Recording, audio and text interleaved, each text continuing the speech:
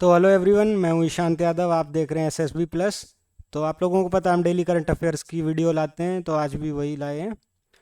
तो current affairs पे जाने से पहले मैं आप लोगों को बता दूं अपने फ्री इनिशिएटिव के बारे में, जो मैंने और मेरे कुछ रिकमेंडेड फ्रेंड्स कैंडिडेट्स ने शुरू किया, जिसका नाम है एसएसबी प्लस। यहाँ पे हम आपको रिटर्न प्लस एसएसबी की फ्री गाइडेंस देते हैं और डेली क्लासेस होती हैं और भी बहुत सारे बेनिफिट्स हैं। आप पढ़ सकते हैं। हमारे जो ग्रुप है जिसके डिस्क्रिप्शन में सारी डिटेल्स हैं, उसकी लिंक डिस्क्रिप्शन में, टेलीग्राम चैनल की भी डिस्क्रिप्शन में ज्वाइन कर लीजिए। इट्स एब्सोल्युटली फ्री, आपसे कोई पैसा चार्ज नहीं किया जाएगा। तो आज है 6 सितंबर और करंट अफेयर्स की वीडियो के साथ हम हाजिर हैं। आज लेक्चरेट की भी एक वीडियो पोस्ट हुई थी, आप चाहें तो उसे भी देख सकते हैं। वो भी काफ़ी हॉट टॉपिक है, वन नेशन वन इलेक्शन। तो सबसे पहले तो बात करते हैं यार G20। देखो अभी G20 यार कुछ टाइम तक बड़ा हॉट टॉपिक रहेगा और आप एसएसबी में इसके काफ़ी क्वेश्चन एक्सपेक्ट कर सकते हो, और not only in SSB but return में एज वेल। तो जो G20 से रिलेटेड सबसे लेटेस्ट न्यूज़ है और काफ़ी ये पॉपुलर है, और मेरे ख्याल से एसएसबी में अगर ना आया तो रिटर्न में तो आप गारंटी से एक क्वेश्चन एक्सपेक्ट कर सकते हैं, जो कि है एक 28 फीट टॉल नटराज स्टैचू के ऊपर, जिसको वर्ल्ड का टॉलेस्ट स्टैचू माना जा रहा है। और ये इंस्टॉल कहाँ किया जा रहा है? वो Bharat Mandapam, the venue of the upcoming G20 summit. तो इसी से आपके दो तीन क्वेश्चन बन सकते हैं। G20 समिट कहाँ हो रहा है? दिल्ली में हो रहा है। किस जगह पे हो रहा है? वेन्यू क्या है? तो भारत मंडपम। उसके अलावा जो स्टैचू है वो कितने फीट का है? 28। क्या बिलीव किया जा रहा है कि ये वर्ल्ड का टॉलेस्ट है। ठीक है। अभी इस स्टैचू के बारे में थोड़ी आपको डिटेल्स, ये आप पिक्चर देख सकते हैं स्टैचू की, कि आप लोगों ने नटराज की पेंसिल यूज़ की होगी, तो आप लोगों को तो इसका पता ही होगा कि आइडल। तो आगे बढ़ते हैं। हाँ, तो इसको ये 18 लोगों ने मिलके बनाया है और वर्ल्ड का टॉलेस्ट नटराज स्टैचू है, और ये कन्वेंशन हॉल के आगे होगा, जो भारत मंडपम है जहाँ पे G20 हो रहा है, उसके कन्वेंशन हॉल के आगे। ये स्टैचू सिंबलाइज क्या करता है? तो ये लॉर्ड शिवा का स्टैचू, और आपको पता है जो उनकी नटराज फॉर्म है उसको डांस का देवता माना जाता है, तो it's Lord of dance and is cosmic power of creation and destruction. ठीक है। तो ये सिंबल है कि क्रिएशन और डिस्ट्रक्शन का सिंबल है, जो कि शिव जी खुद ही हैं। बाकी G20 लीडर्स जो हैं वो 9 एंड 10 सितंबर को मिलेंगे भारत मंडपम में। तो ये जगह थोड़ी याद रखना, भारत मंडपम, ये ज़रूरी है। और इसके अलावा दूसरी चीज़ याद रख सकते हैं कि वर्ल्ड टॉलेस्ट नटराज स्टैचू है। ठीक है। अब स्टैचू एक की बात चल रही थी, नटराज स्टैचू, तो एक और स्टैचू की बात आ जाती है, जो कि है महात्मा गांधी का स्टैचू। तो ये 12 फुट का महात्मा गांधी का स्टैचू अनवील किसने किया है? द्रौपदी मुर्मू जी ने। और कहाँ पे? राजघाट, जहाँ पे समाधि है गांधी जी की। तो कितने फुट का है? 12 फुट का है। कहाँ, किसने इसको अनवील किया है? द्रौपदी मुर्मू जी, जो कि हमारी करंट प्रेसिडेंट हैं। और सॉरी यार, वो वीडियो बीच में रोकनी पड़ी, मम्मी का फ़ोन आ गया था। Everything is temporary, but mummy का हर आधे घंटे में फ़ोन आना इज़ परमानेंट। तो हम क्या बात कर रहे थे? हाँ, कि 12 फुट का है महात्मा गांधी जी का स्टैचू है। अनवील किसने किया है? हमारी प्रेसिडेंट द्रौपदी मुर्मू जी ने। और कहाँ पे किया? राजघाट। तो राजघाट तो आपको याद रहेगा, गांधी जी की समाधि है वहाँ पे। ठीक है। इसके अलावा उन्होंने गांधी वाटिका भी इनॉग्रेट की, जहाँ पे महात्मा गांधी के और भी अलग अलग पोजेज में स्टैचूज होंगे। तो एक तरीके से अभी गांधी जयंती को आने में वैसे तो एक महीना है, पर फिर भी महात्मा गांधी के लिए बहुत सारी चीज़ें इनॉग्रेट कर दी है। यहाँ पे ये रहा वो मूर्ति, आप देख सकते हैं। ये द्रौपदी मुर्मू जी हमारी प्रेसिडेंट हैं।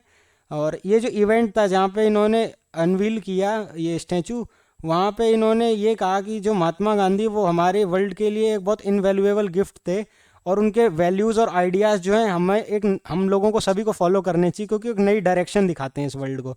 तो इन शॉर्ट उन्होंने गांधी जी के आइडियाज़ और आइडियोलॉजीज़ को सपोर्ट किया और कहा कि पूरी दुनिया को उन्हें फॉलो करना चाहिए। दिल्ली के लेफ्टिनेंट गवर्नर V.K. सक्सेना और गांधी दर्शन के वाइस चेयरमैन विजय गोयल भी प्रोग्राम में उनके साथ थे। तो यहाँ पे तो ठीक है। अब अगली न्यूज़ पे बढ़ते हैं। तो अगली न्यूज़ है ड्यूरेंट कप के बारे में। तो यहाँ पे आप लोगों के लिए काम है, कमेंट्स में पहले तो ये बताइए ये कौन से स्पोर्ट का टूर्नामेंट होता है ड्यूरेंट कप। ठीक है। इसके अलावा इसके अब मेजर न्यूज़ की बात करते हैं। तो डिमित्री पेट्रोस जो है, जो कि एक 10 man Mohun Bagan super giant beat East Bengal 1-0 to win Durand cup 2023। तो आप देख सकते हैं कि 2023 का ड्यूरेंट कप किसने जीता है? तो मोहन बैगान सुपर जायंट, इसको शॉर्ट में क्या बोला जाता है? मोहन बैगान SG। तो इन्होंने हराया किसको? ईस्ट बंगाल को फाइनल में 1-0 से, और ड्यूरेंट कप अपने नाम किया।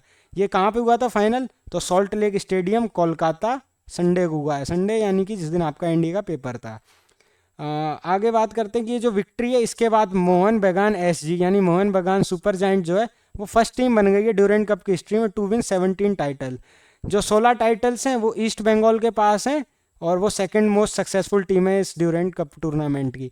तो देखिए जो अभी फाइनल हुआ इसमें दोनों के पास 16 टाइटल्स थे, जो जीता अल्टीमेटली वो हिस्ट्री बनाता है। तो हिस्ट्री बनाई है एसजी ने।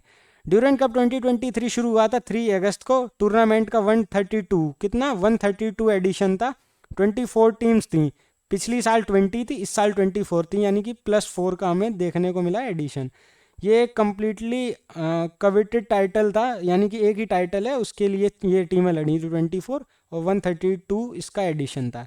तो सिंपल सी बात है, इतना याद रखो कि किस टीम ने जीता। मोहन बगान एसजी 17 टाइटल्स लेने वाली पहली टीम है, यहाँ पे देख सकते हैं आप उसके प्लेयर्स। और ये 132 एडिशन था, 24 टीम्स ने पार्ट लिया था। अगला आता है कॉन्फ्रेंस। तो अभी रिसेंटली एक कॉन्फ्रेंस हुई है जो कि किसने हेल्ड की है, मोका यानी कि मिनिस्ट्री ऑफ सिविल एविएशन और सीआईआई यानी कि कॉन्फेडरेशन ऑफ इंडियन इंडस्ट्री, ये रही फुल फॉर्म, आप नीचे देख सकते हैं। तो इसका नाम क्या है, ये है इंटरनेशनल एरोस्पेस कॉन्फ्रेंस। तो ये कॉन्फ्रेंस का नाम है, कहाँ हुई है, ग्वालियर मध्य प्रदेश में। तो ये चीज़ दिमाग में रखिएगा। इसको जो इनॉग्रेट किसने किया इवेंट को, तो श्री ज्योतिरादित्य सिंधिया जो कि यूनियन मिनिस्टर हैं for civil aviation and steel. तो ये ऑर्गेनाइज किसने की, मोका ने, यानी ministry of civil aviation. Minister कौन है सिविल एविएशन के, यूनियन मिनिस्टर, तो वो हैं सिंधिया यानी कि ज्योतिरादित्य सिंधिया। ये भी यहीं से हैं, ग्वालियर से ही, तो इसलिए इनका आपको थोड़ा और याद रखना चाहिए।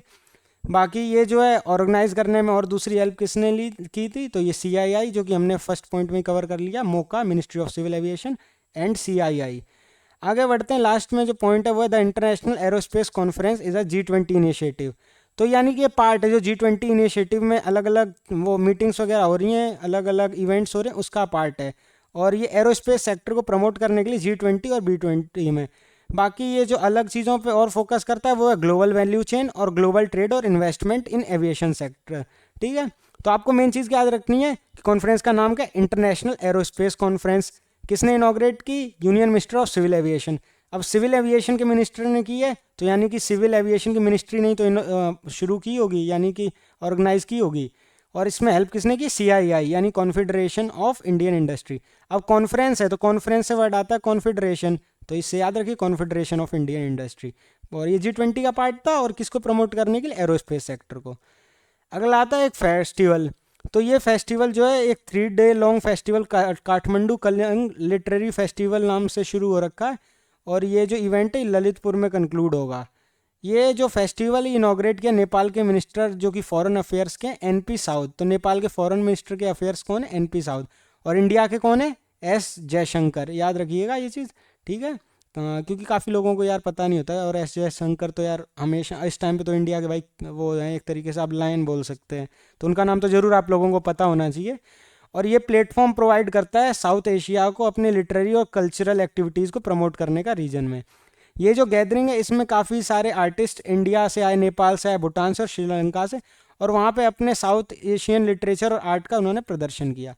तो आपको नाम याद रखना है, नाम क्या है, इसका नाम है काठमांडू कलिंग लिटरेरी फेस्टिवल। ये सूर्य नेपाल, ये रहा इसका जो लोगो है। और ये कलिंग लिटरेरी फेस्टिवल सिर्फ इतना याद रखोगे तब भी बहुत है। और ये किसने इनॉग्रेट किया, नेपाल के फॉरेन मिनिस्टर ने। और ये किस लिए, अब नाम से पता चल रहा है लिटरेरी फेस्टिवल है, तो ये साउथ एशिया के जो आर्ट वगैरह उसको प्रमोट करने के लिए। अब आज की सबसे बड़ी जो न्यूज़ लगी मुझे वो यही थी कि तालिबान का अटैक। देखिए आप लोगों को पता है यार, तालिबान ने अफगानिस्तान पे तो टेक ओवर कर लिया था, और पाकिस्तान का जो तालिबान है अब वो पाकिस्तान पे भी टेक ओवर करना चाहता है। यानी पाकिस्तान ने अपने टेररिस्ट को पाला, और अब वो भाई जिस थाली में खाया उसी में वो छेद करने के इरादे में है। तो पाकिस्तान के तहरीके तालिबान ने ये क्लेम किया कि उन्होंने 2 सिक्योरिटी चेक पॉइंट्स को अफगानिस्तान के पास जो प्रोविंस है पाकिस्तान का, खाइबर, उसमें उन्होंने कैप्चर कर लिए हैं 2 सिक्योरिटी चेक पॉइंट्स। जो तालिबान के स्पोक्स पर्सन है उन्होंने कहा, we have captured the check post, took possession of weapons and other items and also killed 6 soldiers. यानी कि पाकिस्तान के 6 सोल्जर्स को इन्होंने मारा है, ऐसा टीटीपी के स्पोक्समैन मोहम्मद खुरासनी का कहना है। आगे बात करें तो पाकिस्तान की यार सिक्योरिटी फोर्सेज की तरफ से इसके ऊपर कोई कमेंट नहीं आया इस चीज़ पे कि ऐसा हुआ है नहीं हुआ है, ठीक, उन्होंने कोई चीज़ अपनी तरफ से नहीं बोली है। अब यार थप्पड़ पड़ा है, गाल तो पकड़े होंगे, लेकिन चिल्ला थोड़ी सकते हैं, इंडिया तक आवाज़ आएगी, तो वही बात है। बाकी जो फॉर्मर चीफ हैं यहाँ प्रोविंशियल पुलिस के यानी कि खाइबर के, उन्होंने कहा लास्ट जो ईयर है उससे अटैक्स काफ़ी बड़े हैं और ख़तरनाक हो गए हैं। उसके पीछे रीज़न क्या है कि इनको सोफेस्टिकेटेड वेपनरी मिल गई है इन टेररिस्ट को, जो कि यूएस ने पीछे छोड़ी थी जब अफगानिस्तान से विड्रॉ हुए थे। तो देखो यार, यूएस हर जगह उल्टे काम करता है। गए थे अपना सामान भी ले जाते, क्या जरूरत थी छोड़ने की। पता है भाई गलत हाथ में पड़ गए तो उनका गलत इस्तेमाल तो होगा, लेकिन ठीक है भाई, पाकिस्तान के साथ तो जो बढ़िया ही है यार। वो कौन सा, जब उन्होंने पाला है तो उनके साथ तो ये चीज़ होना ही है। तो ये मेजर बात थी आज की, सबसे सही न्यूज़ यही थी कि तारिक ए तालिबान पाकिस्तान ने अटैक किया है, 2 पोस्ट को कैप्चर किया है, सोल्जर्स को मारा है, लेकिन पाकिस्तान सिक्योरिटी चिल्लाई नहीं है, कुछ नहीं बोला। तो देखिए आज की वीडियो के लिए यार इतना ही। Thank you for watching. बाकी आप लोगों को इस फ्री इनिशिएटिव एसएसबी प्लस के बारे में तो पता ही है यार। आप लोगों को लिंक जो है वो डिस्क्रिप्शन में मिल जाएगी, व्हाट्सएप ग्रुप की भी और टेलीग्राम चैनल की भी, तो आप ज्वाइन कर सकते हैं। और डेली क्लास होती है, ज्वाइन कीजिए, बाकी मज़े कीजिए एसएसबी की प्रिपरेशन।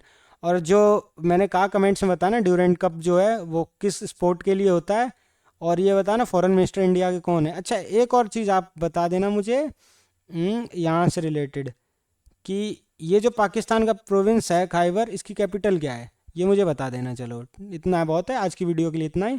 बाकी बने रहिए यार, चैनल को सब्सक्राइब कर लो, लाइक करो, वीडियो को दोस्तों के साथ शेयर करो, और ऑल द वेरी बेस्ट। कल से यार हम रिटर्न की भी गाइडेंस वाली वीडियोस लाने वाले हैं, तो ज़रूर चैनल को सब्सक्राइब करो, रिटर्न पास करना है तो। और बाकी एसएसबी की तैयारी हम करे आ ही रही हैं। तो ठीक है, गुड नाइट, जय हिंद।